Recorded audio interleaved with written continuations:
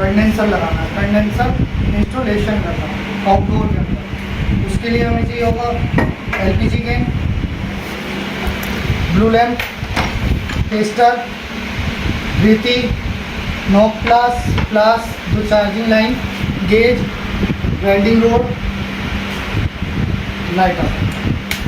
ठीक है, ये 2 एलिमेंट। अब हम कंडेंसर को इंस्टॉल करेंगे। ये हमारा कंडेंसर है, ये निकलेगा। इसको इस तरीके से रखेंगे यहाँ पर। पहला हमारा फर्स्ट जो होगा, यहाँ पे एक स्क्रू टाइट करेंगे।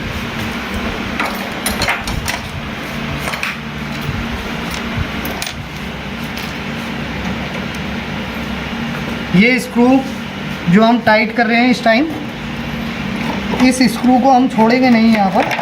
ये सिर्फ और सिर्फ टाइट कर रहे हैं इसको रोकने के लिए, ताकि जिस टाइम हम ब्रेजिंग करें तो ये हमारा हिले नहीं, ब्रेजिंग में दिक्कत ना हो। सिर्फ और सिर्फ ये स्क्रू जो लगेंगे बॉडी के साथ में लगेंगे, जितने भी स्क्रू हैं। ये स्क्रू लगाने के बाद हमें एक साइज़ मिल गया इसका, उस साइज़ पर हम अपनी पाइपिंग करेंगे। पाइपिंग हमारी 2 है। एक डिस्चार्ज लाइन जो कंप्रेसर से निकल रही है, वो ऊपर की साइड पे, ऊपर की साइड से जो पाइप आ रहा है कंडेंसर से, उसके अंदर हम लगाएंगे इस तरीके से। ठीक है। और दूसरी लाइन जो हमारी सेकंड लाइन है आउटडोर, ये कंडेंसर से निकल कर सब में लास्ट पॉइंट वाली, उसके अंदर हम कैपिलरी, जो हमारी कैपिलरी है, उसको लगाएंगे।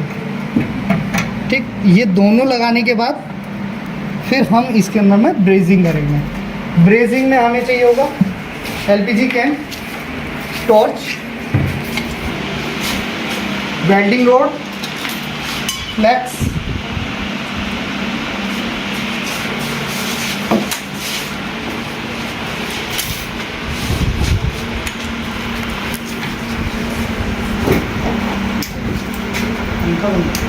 फ्लैक्स हम इसलिए यूज़ करेंगे क्योंकि हमारा जो कॉपर का पाइप है ऊपर वाला वो फ्रेश है। सेकंड नंबर जो हमारा कंप्रेसर से निकल कर आ रहा है डिस्चार्ज पाइप, उसके ऊपर कार्बन है। कार्बन को हम घिस भी सकते हैं रेती से पहले, अगर हमारे पास फ्लैक्स नहीं है, और फ्लैक्स है तो हम उसका यूज़ करेंगे।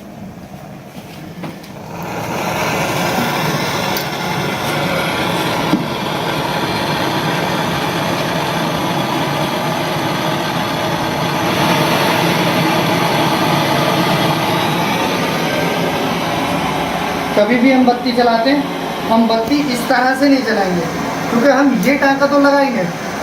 सेकंड नंबर हमारा ये जो टाँके लगे हुए हैं, जो यू बेंड है, वो हल्के हो जाएंगे।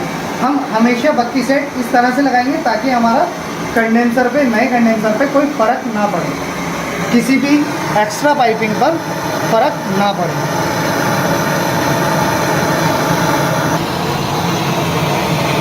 और अगर हमारे पास में जगह नहीं है कुछ भी करने की, इसके अंदर कवर भी लगा हुआ है, हम वहाँ खड़े होकर काम भी नहीं कर सकते हैं, वायरिंग भी है, सब कुछ है, हमें प्रॉब्लम हो रहा है, तो इसके अंदर में हम कोई भी एक स्टील का टुकड़ा लेके उसकी सपोर्ट लेके ताकि हीटिंग उसके अंदर ही रहे, आगे कहीं भी कोई भी नुकसान ना हो, हम उसका सपोर्ट लेकर किसी भी चीज़ का और ब्रेजिंग कर सकते हैं। ये टाँका जो हम लगा रहे हैं, इस टाँके को हमेशा ऊपर की तरफ से कंप्रेसर भी बोलो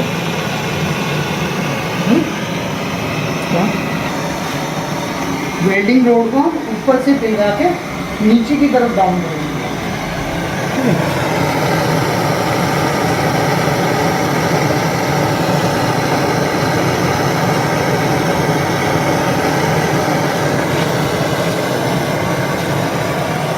तो टाँका हमेशा गोल होना चाहिए सफाई से। अब हम ये टाँका हो गया हमारा कंप्लीट। अब हम सेकंड टाँका लगाएंगे। सेकंड टाँके में हमारे साथ में कंप्रेसर पैड भी आ गया। कंप्रेसर सेफ्टी पैड ये आ गया, इसको भी हमें बचाना है। अपने कंडेंसर की जो पाइपिंग है उसको भी हमें बचाना है।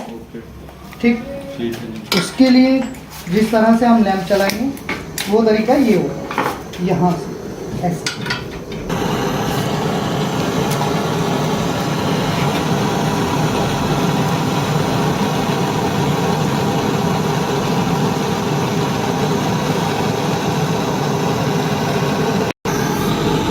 और ना हटा के हम इधर से भी अप डाउन कर सकते हैं लो को।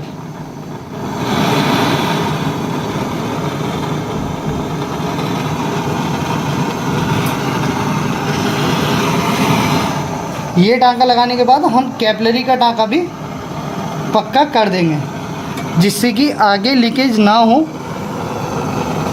उसके लिए। Okay sir.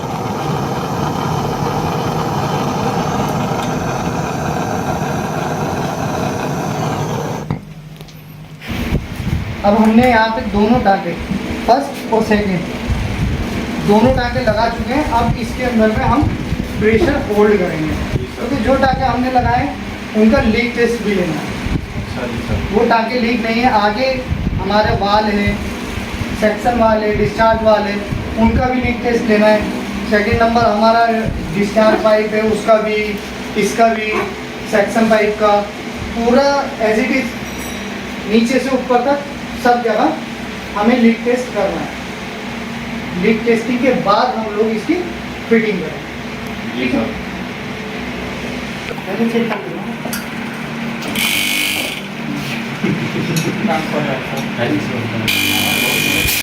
सब बोलेंगे ये तार इसकी लाइन ऐसे इस साइड सही हो रहा है, सही है।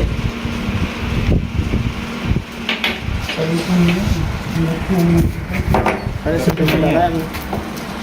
कैसे करेंगे? हो जाएगा, जुगाड़ चलता है। इसका सेक्शन हम बंद कर देंगे, ठीक है। डिस्चार्ज वाला सेक्शन पाइप, सेक्शन वाल हम बंद कर देंगे, फुल टाइट करके एलएनटी निकाल देंगे। डिस्चार्ज लाइन जो हमारी है उसको हम खोल देंगे, ठीक है। ठीक है। सेक्शन से हम प्रेशर इसलिए नहीं डाल सकते, वाल प्लेट हमारी ख़राब हो सकती है। अच्छा। कम प्रेशर पे एक चार्जिंग लाइन इसमें लगा देंगे, यहाँ को डिस्चार्ज में, डिस्चार्ज के अंदर। और दूसरी चार्जिंग लाइन हमारे ये 2 पॉइंट है, यहाँ नहीं लगाएंगे, यहाँ लगाएंगे, ये सीधा लगाएंगे, ठीक है। दूसरी चार्जिंग लाइन, एक लाइन का मुंह एक इधर दे देंगे और एक दूसरा दे देंगे कंप्रेसर के अंदर। कंप्रेसर के अंदर कहाँ देंगे? सेक्शन में नहीं, डिस्चार्ज में, डिस्चार्ज के अंदर। ठीक है।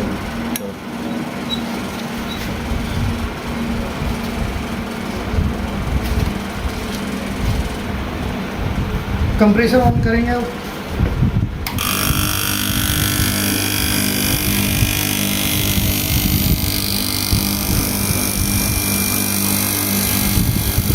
वहाँ ना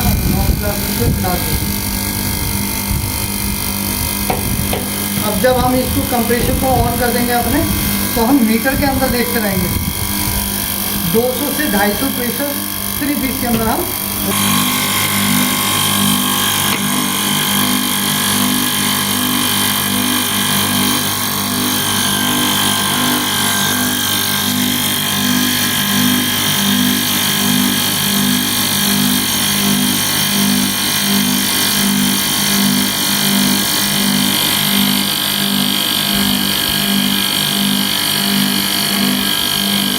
कि 200 प्लस हो गया। अब हम इसको बंद करना स्टार्ट करेंगे।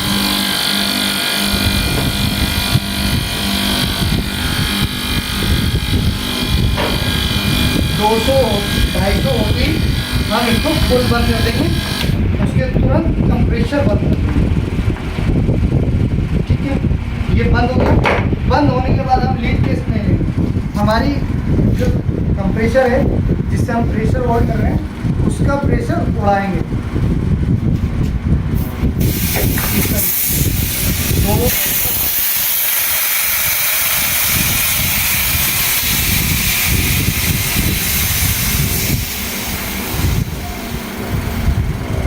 प्रेशर उड़ाने के बाद हम इसको फुल टाइट कर देंगे यहाँ से, ठीक है, सबकी बोतल। अब हम लेंगे इसका लीक टेस्ट। पहले तो हम वो लेंगे जो ब्रेजिंग हमने की है।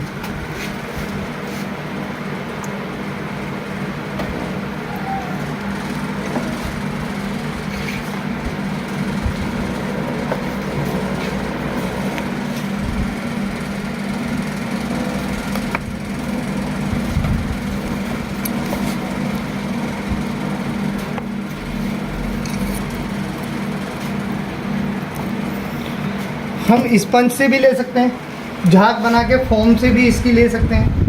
पर अगर हमारे कंडेंसर में या पाइपिंग में कहीं पर माइनर लीक होगी, वो ओपन नहीं होगी, इसलिए हम सर्फ का घोल बनाकर उससे हम लीक टेस्ट लेंगे। क्योंकि अगर हम फोम से लेते हैं, फोम के अंदर ऑलरेडी झाग हैं, बबल्स हैं, तो उससे हमारी माइनर लीक दब जाएगी, ओपन नहीं होगी। जब हम सर्फ के पानी से, घोल से लीक टेस्ट लेंगे तो सिर्फ और सिर्फ इसके ऊपर पानी आएगा और जिस जगह पे लीकेज होगा वहाँ पे बबल्स ओपन हो जाएंगे। माइनर लीक में हम हमेशा इसको यूज़ करते हैं।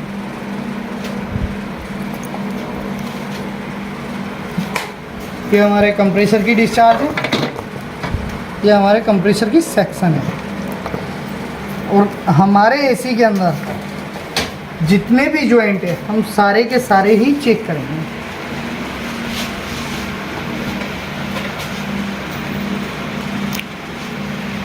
इस तरीके से हमारा प्रेशर होल्ड हो चुका है। हमने लीक टेस्ट भी कर लिया है, कहीं भी लीकेज ओपन नहीं है, दिख भी नहीं रही है, ठीक है।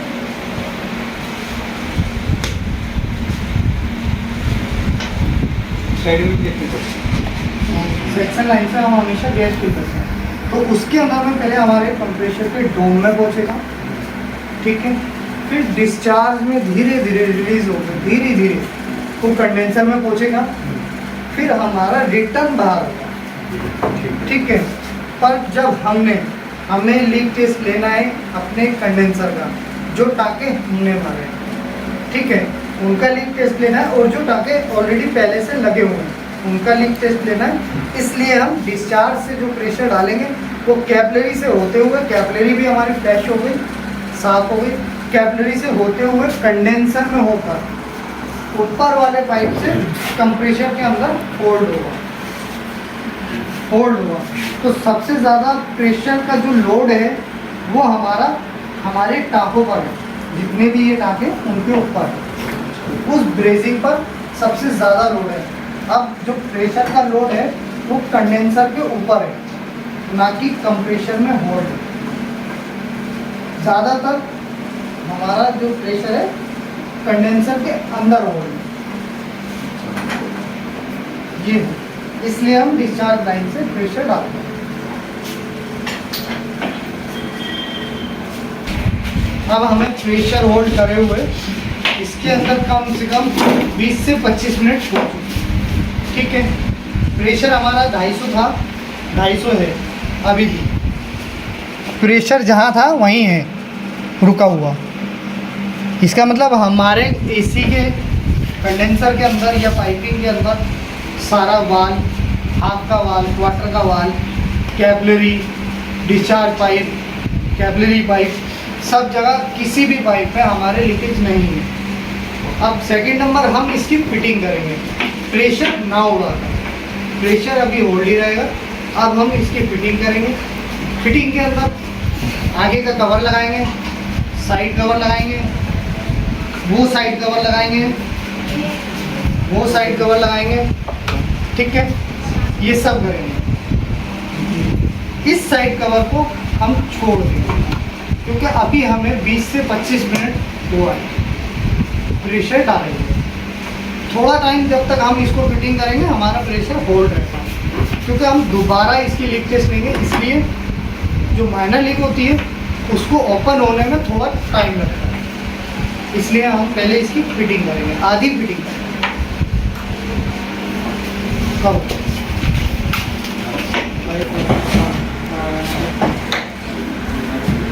कवर बोल रहे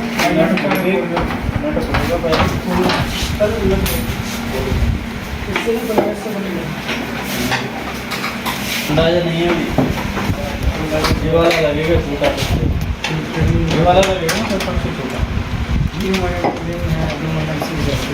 आगे का कवर किस लिए फिट करा आगे का कवर हमने इसलिए फिट करा है ये जो हमारा फैन है और जो हमने कंडेंसर इंस्टॉल किया है दूसरा कंडेंसर इसके अंदर लगाया है पहला एल्युमिनियम था अब कॉपर डाला है उसकी फिटिंग को देखने के लिए हमने आगे का कवर सिर्फ और सिर्फ 2 पेचों पे रोक दिया है इसलिए कि हम फैन ब्लेड को घुमा के देख लें और जो हमारा कंडेंसर है वो ठीक बैठा है या नहीं कहीं पे कंडेंसर में टच तो नहीं हो रहा कवर फैन ब्लेड तो टच नहीं हो रहा है या कहीं से कोई साउंड तो नहीं आएगा फिटिंग के बाद में ये हमने किया है इसके अंदर काम है वो हमारा है दोबारा से लिख के क्योंकि हमने ये पूरा कवर किया है